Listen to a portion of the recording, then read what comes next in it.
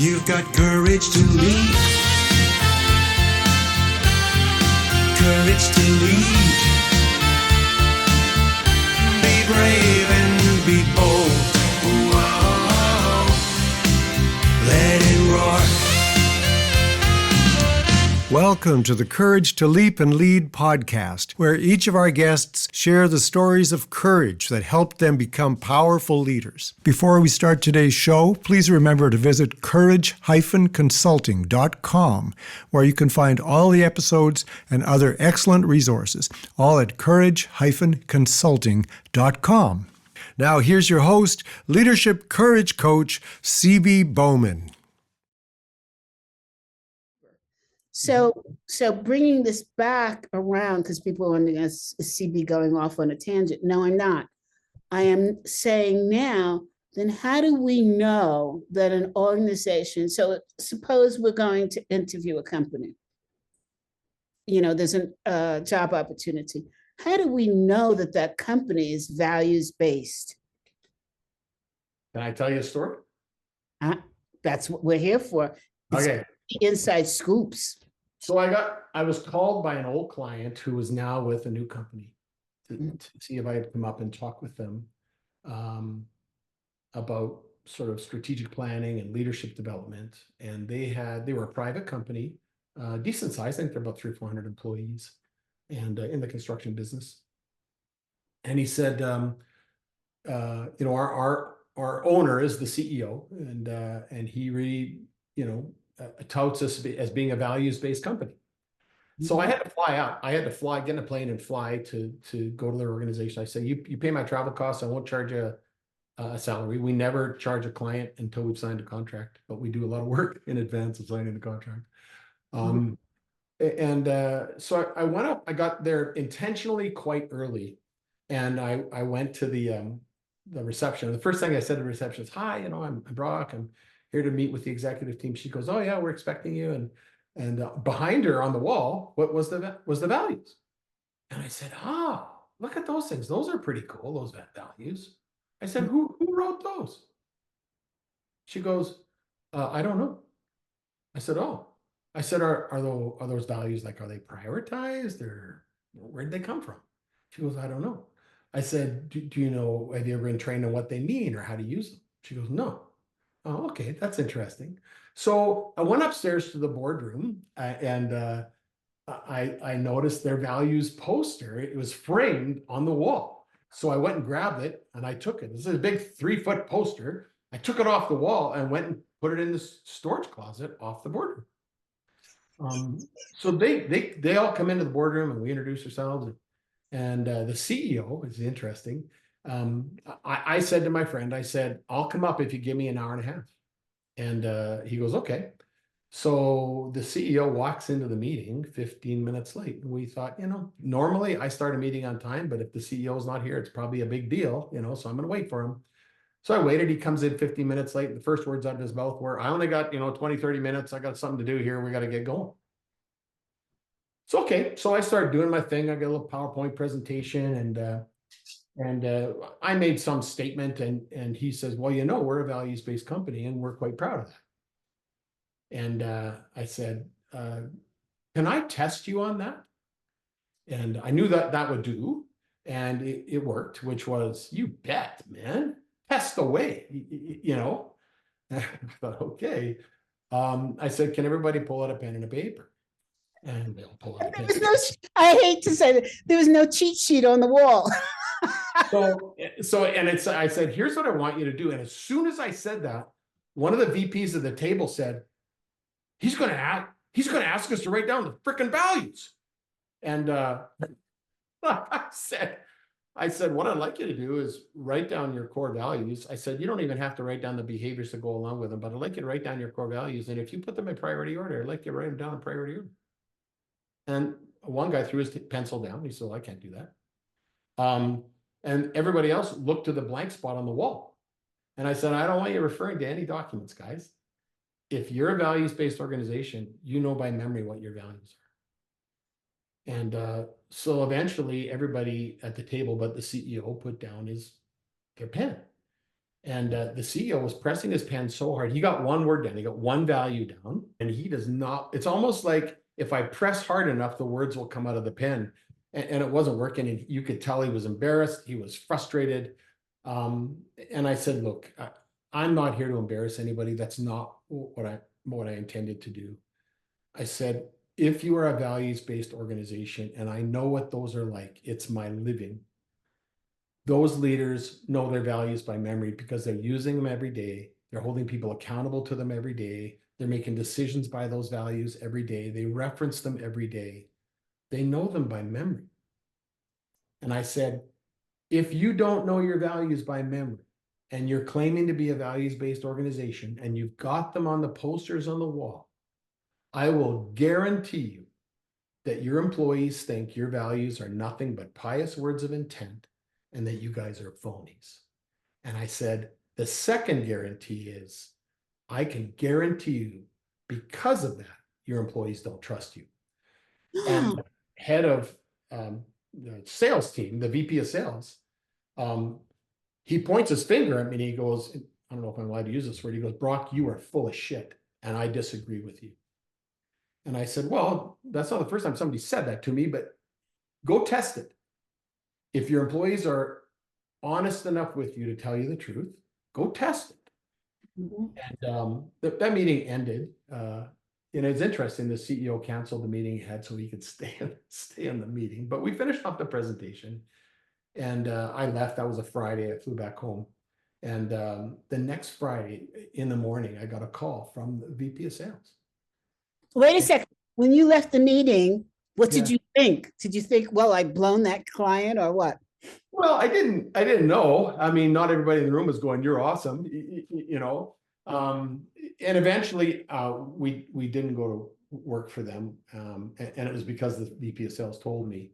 And I think like 2 or 3 years later, actually, they were bought out. Their sales had sort of tanked. And it actually was in an time when industry was actually kind of climbing up. But anyways, they didn't do very well and they got bought out. Wait, so when the VP of sales called you, what did he say? He or she So he said? says, you know, he says, Brock, I told you I thought you were full of shit. He says, I came back home. And he says, I got 3 employees reporting directly to me. 2 of them followed me from a previous company, and one's been working for me for the last 2 years. So he said, I asked all 3 of them if they trust me. And they all said, yeah, we like you. And he said, I told them, I didn't ask you if you liked me. I asked you if you trusted me. And he said, I gave him a scale of 1 to 10. And he said, I got a couple of 3s and a really weak 6. And I said, so what did that tell you? Well, he goes, well, I asked them. I said, well, why don't you trust me? What would it take what would I need to do to earn your trust? And they said, you're flying all over the place. You never keep us informed. You're making decisions here and you're making decisions there. We have no freaking clue what the plan is. We have no clue where we're going as an organization. And in terms of those values on the wall, nobody's following those. They're just words. And he said, I got my eyes open. My team doesn't trust me. And I said, well, thanks for calling. And then he said, by the way, did anybody call you about doing work for us? I said, no. He says, yeah, you're not going to do any work for us. That is a fabulous story. I said, thanks for letting me know. That's awesome. I didn't do any work for them. But, you know, that's what happens. Employees see through it. And everybody claims to be values-based, but it really comes down and when you see values-based leaders, they're quite stunning. Did you ever use that tactic again, by the way? Oh, yeah. Yeah, write them down. Just write them down. I think that's a great tactic. And I think the moral of the story is the company's sales decline. Yeah. Yeah. So Brock, tell us, that shows tremendous amount of courage and integrity as a vendor. Hmm. Do you ever, when you walk into a client for the very first time, Mm-hmm. do you ever get nervous? No, I don't think I get nervous. I do a lot of preparation. I do a lot of homework. Like I said, before we ever get to the position of signing a contract with a client, we have met extensively with them. We have put hours and hours into understanding them to see if we could work with them and they could work with us. What kind of homework do you do before you've met the client? I like to see if I can talk to groups of employees. I do some search on industry in terms of their industry reputation. I want to find out what their bid reputation is. Do they do fair bidding process? Have they ever been involved in trying to bribe a client? And generally industry will know those sorts of things. How do you find that out? It's not hard to find. You phone their competitors. In fact, one of my clients, one of their competitors always was bribing clients overseas, and the Canadian government discovered what they were doing on international contracts and charged them under the Competition Act. So you try to see what they're, how are they doing their bid process? There's a lot of things to be told about a company when you look at their bidding process and how they go about, managing their client base. If you can talk to some of their clients, you do that as well. But Well, it's the employee interviews that really sort of shine through. but Brock, you call up a competitor and you say, hi, this is XYZ company. We want to know if your competitors have, who are you talking to? Generally, if you have a contact, for me, it would be having a contact in the sales team, knowing someone who can introduce me to the sales team or to the senior executive group. One of the things that executives like to do is hang with other executives and meet down at the petroleum club or wherever they do, and talk to one another. So you can get an executive to introduce you. And then if you get people who are willing to, to be honest in all confidence, then you can find out information about them. And then, you're just kind of, I think I have a pretty good ear for, whether we call BS or whatever it is, when you're trying to filter through the integrity and the humility of the CEO, and then asking them questions like, one question I asked the CEO is, let's say you discovered that you ran a whole CEO town hall presentation to a group of employees, and you did it in the shop, and the shop wasn't locked out, and you didn't have any safety gear on, which means you functionally violated most safety policies in your company. What would you do? And they kind of hum and haw and go, I guess I would never do that again. But what would you do about talking to your employees about what you did? And, I'll never forget, I had one guy say to me, if you think for a second I would ever apologize to a group of employees, you are out of your freaking mind. And it's like, well, okay, fair enough. Do I think I can do work here? Somebody might be able to, but I don't know that it's me. That's powerful. It's powerful. The notion of testing potential employees to see if they would be a good client takes a lot of courage. It does. Jeannie and I, when we started this company, we sat down and set out some sort of guidelines. And one of them was, if I have to sell hard to earn money, I'm doing something wrong. And CB, I'm not trying to blow my own horn here, for 29 years. We have never done a cold call. 100% of our revenues come from referral. The other stipulation we put in place is that we didn't want our fingerprints on any project that was bound to fail. So we had to screen for that. What's the propensity for success? And if the C-suite is filled with arrogance and ego, lack of humility, machismo, as they say in Spanish, or in the Hispanic world, there's a high probability of failure. And I know that there are some consultants who specialize in that environment. I don't. And I need to start with humility. I don't care if they know what to do.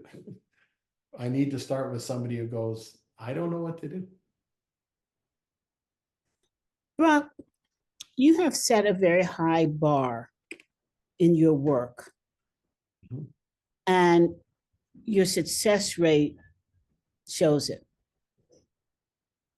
In your personal life, have you had to be courageous? Yeah.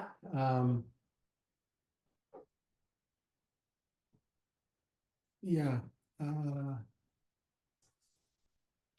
My wife and I will be celebrating 39 years marriage this year. That takes courage in itself.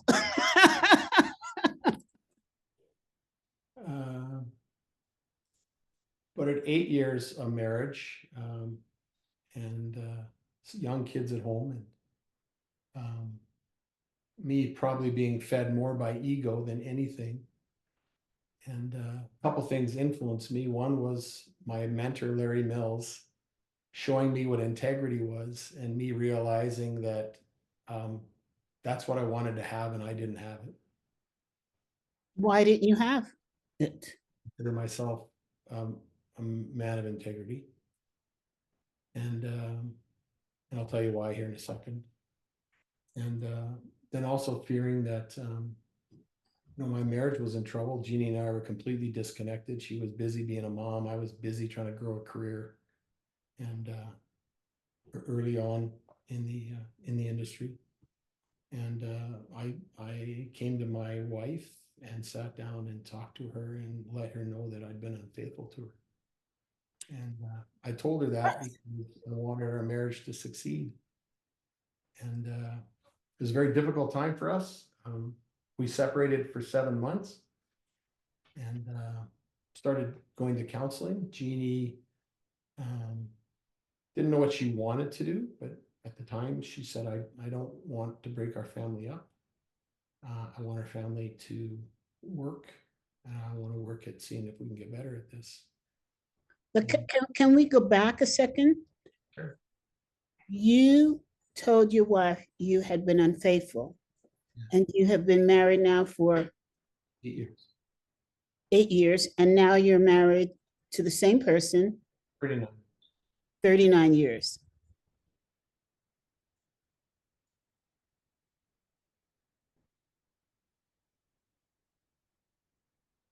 I'm not sure, I have so many questions to ask you.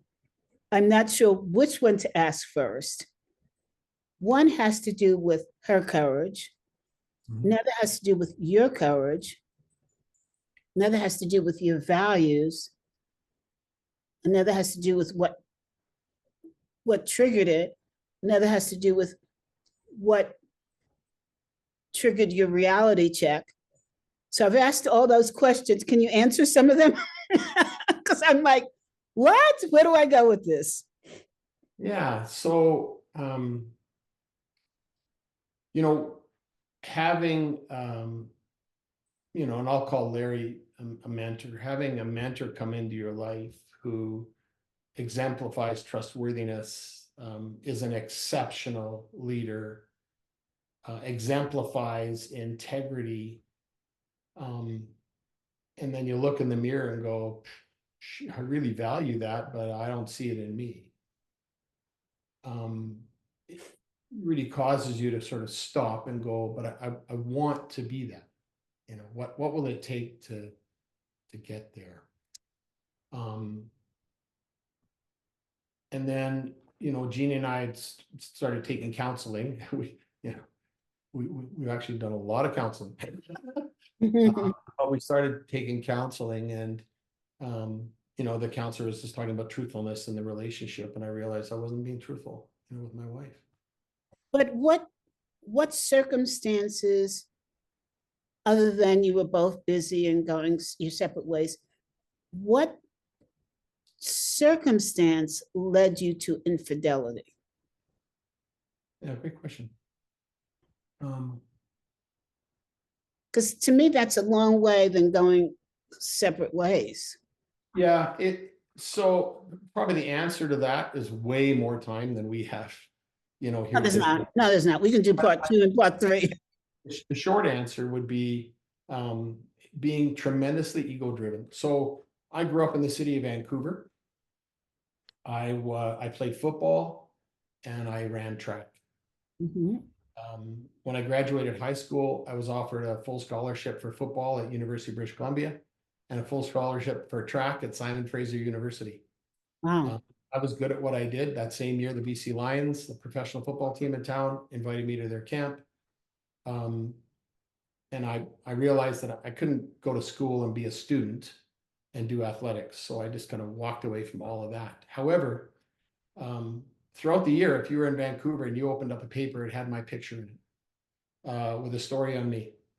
Wow. And I think that fed an ego that was bigger than I could handle. And when I left the sporting world, nothing filled that void. And I would say my massive ego allowed that to happen. I allowed it to happen, but it came out of my ego. I can understand that. Okay. Now I understand. All right.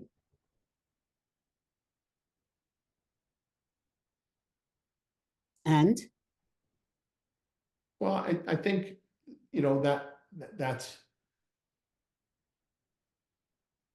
to me, that's the answer to the question. You know, what led you to even think that was just this desire to feed that ego, and that was something that fed that ego.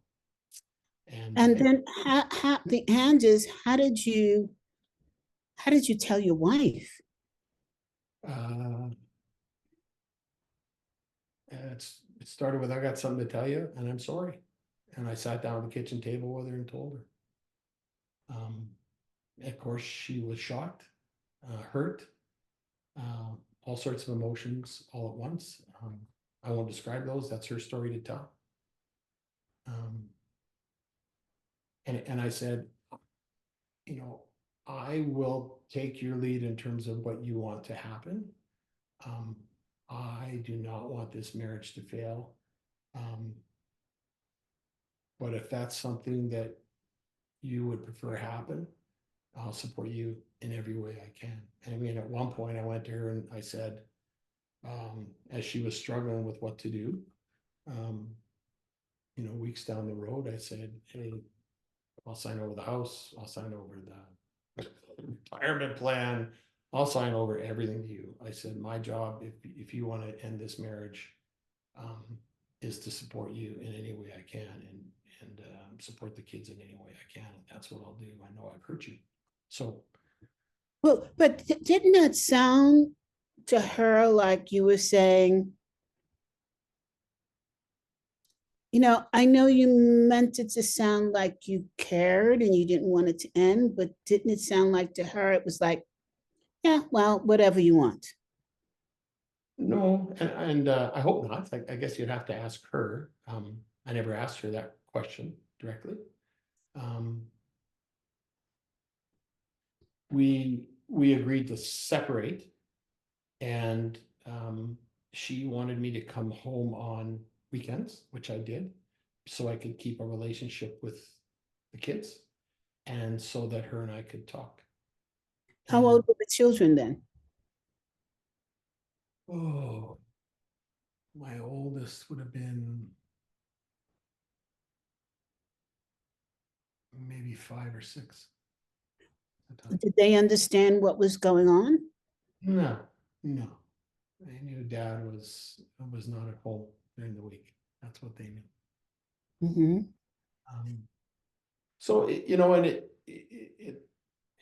that comment from me to her came out of sort of long conversations that we'd had, and about what the future would look like, what she wanted it to look like, what she didn't want it to look like.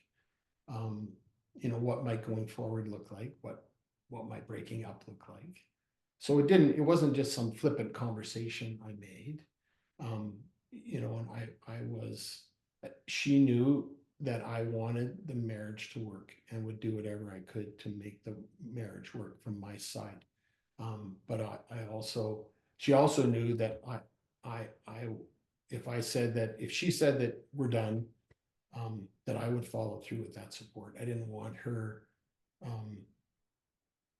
I wanted her to know, because that's always a worry, I think, when people are in that position, what's financially going to happen.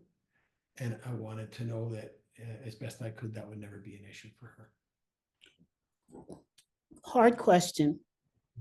Since you had done this, how did she know how to trust you again? Yeah, well, she sort of laid out some ground rules for me that were important. I'm sure she did. And you know, I mean, lots of things we did and lots of ground rules she put in place in terms of my accountability, communication, those sorts of things. But we both estimate it took 5 years for her to trust me again. And really interesting, when it all started, a friend of mine who had gone through almost a similar thing, except it was his wife who had been unfaithful with him. He said, Brock, if you're going to stay in the marriage, know that it'll take 5 years before she trusts you again. And almost to the day, 5 years. Wow. And I'm taking notes. How do you know when somebody trusts you again?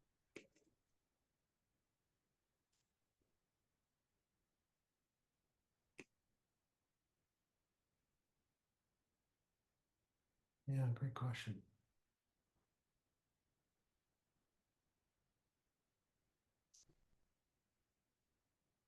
You know, when we realized we were going to stay together, she laid out, or we laid out, I guess, boundaries that were important for us and boundaries that were important for our relationship. So, you know, those boundaries stayed in place and still are in place, you know, today. But something in terms of, it's hard to tell.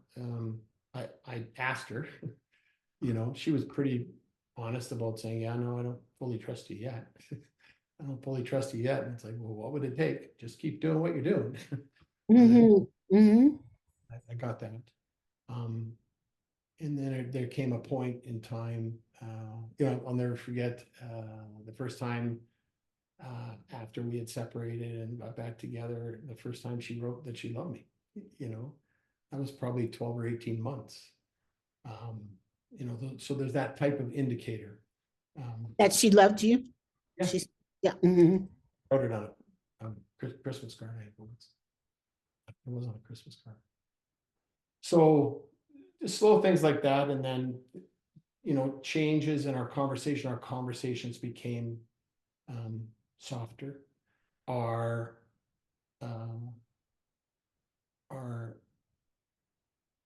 sort of emotional outbursts from both of us became less frequent. Working through our challenges, because you still have challenges, whether it be communication or what's going to happen with the kids or what's going on in school, with a higher degree of care and attention and listening, you know, to one another, and then respect for what one another thinks and says. I don't know that there was no single indicator, but just a sense that, and I think you know, verbal sort of confirmation that trust is sort of regained in the relationship. Brock, you mentioned emotional outburst. How do I put this? CB style. What gave you the right to have emotional outbursts during this period of re-engagement, recovery, reuniting, reloving? Yeah. You know, that took a lot, but part of it was us learning to communicate what we were feeling. And, you know, I think that ego for me was a massive mask. I learned to put my mask on, you know, and this helped me to take my mask off. And that gave me permission to, if I was hurt, to show that emotion. If I was angry, to show that emotion. If I was frustrated, to show that emotion. Yeah. But Brock, I feel that way. Most men wear a mask to protect their emotions. And I think that both men and women are at fault for this because we women think the men have to be staunch and, muscle man and solve every problem. And so men are sort of raised that way without disclosing, how they're really feeling inside. What can both sides do to take that away, that stigma away, to be able to communicate? Like, I feel like you're not paying enough attention to me, or I feel like you're paying too much attention to sports, or what? How do you communicate so that there is not a breakdown? How did you learn that? Well, lots of counseling. Yeah. And even just, as I started to explore that example that my mentor Larry had given me, what does integrity look like? What should it look like? And within the context of that, what does honest communication look like? And it's not as if you wake up one morning and go, I think I'm going to be honestly communicating my feelings today.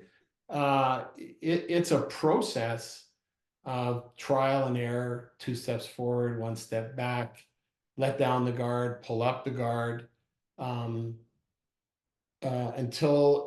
because sometimes when you let down that guard, people take advantage of it, even in our marriage,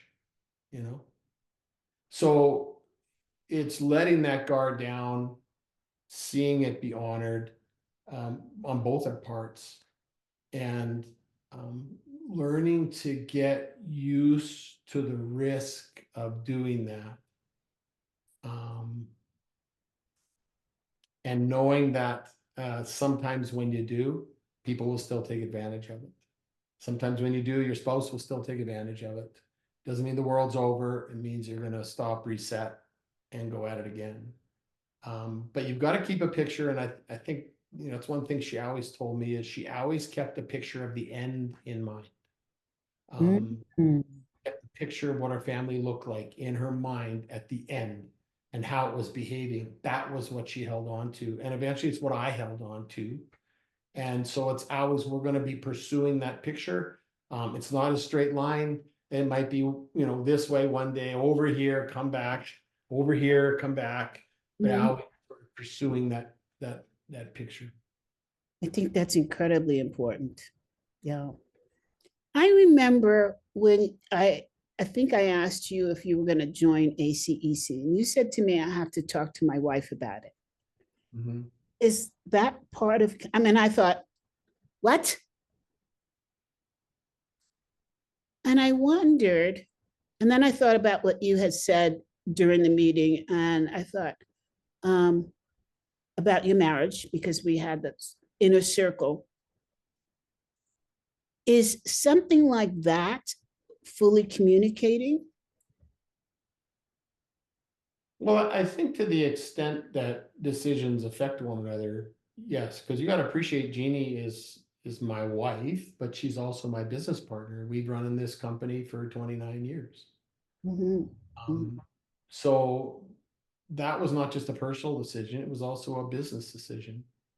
And because it's a business decision, it impacts her. So one that I was willing to discuss without her input, and how it might impact her, how it might impact our time together, our business, but those sorts of things. Audience, forgive me, I've got allergies, so I'm sniffling. This is such an amazing conversation, and here's what I respect in you. Many men or even women would not talk about this openly, and yet what you've shared with us is so impactful and so helpful to many, many couples who are struggling. I know in my race, the concept of going to marriage counseling, that's a no-no. You just don't do that.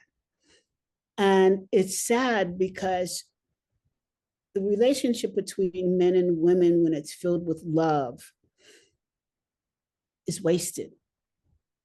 When you don't have somebody that you can trust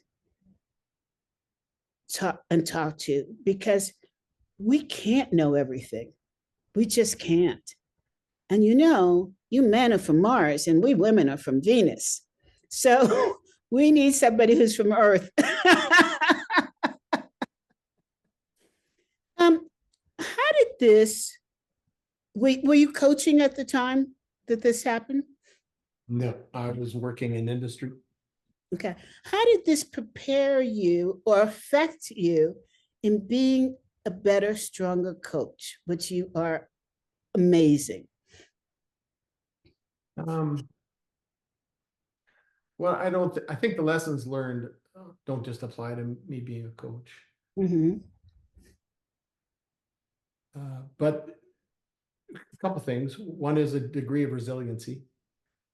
2 steps forward, 1 step back, 3 steps forward, 4 steps back. I think it helped me with a degree of resiliency. I like that a lot. Yeah. It also, when you step forward, and whether you want to describe it as courage or not, but and you put everything on the line and you put everything in the hands of another. And it's like, I'm going to be honest, and that could have some real negative consequences for me. I'm hoping it has positive consequences for me. Mm-hmm. But when you've gone through that and you have put everything on the line and come out the other side and you're still alive, you're maybe dusted up and beat up, and it helps you to take that into other areas of your life. And for me, I think it was a part of me going, at the end of the day, we need to be truthful. And, Jeannie taught me what I call my greatest life lesson. And when we were separated, I was coming home on the weekend, and this one particular weekend I'd come home and it was Sunday. So I was getting ready to drive back to Calgary, which is where I was living while we were separated. And we were having a discussion late at night, and I was sitting on the floor, and Jeannie said to me, she says, you know what you do? She says, you manipulate the truth to get a desired response out of me. And I said, what the hell are you talking about? And she says, if you think I'm going to have a negative reaction to something you say, you just change the truth a little bit to try and manipulate my reaction. And I remember thinking to myself, oh shit, I do that all the time. And then she said this to me: your job is to tell me the truth and treat me with dignity and respect. My response is none of your business, so take your frickin' hands off of it. I'm writing this down because this is gold. That's why I looked up to see what point in the recording you said this. This is gold. So, life lesson is, and I talk to my clients about this all. In fact, I passed this on to a client most recently I was coaching, and he said one of the greatest lessons he's ever learned, because he struggles with it. He tries to manipulate people's behavior by changing the truth, especially in performance feedback. So the whole idea of, I'm going to treat you with dignity and respect. I'm going to tell you the truth, whether it be me coaching a client doing a performance review, having a difficult conversation with an employee. But I'm going to leave your response up to you. And if that response is, offensive and, screw you, then you'll live with the consequence of that. If your response is, thank you for telling me the truth, I've got some things to learn, then you'll live with the consequence of that. But either way, that consequence is out of my hands. My job is to tell you the truth and treat you with dignity and respect. How you respond is up to you.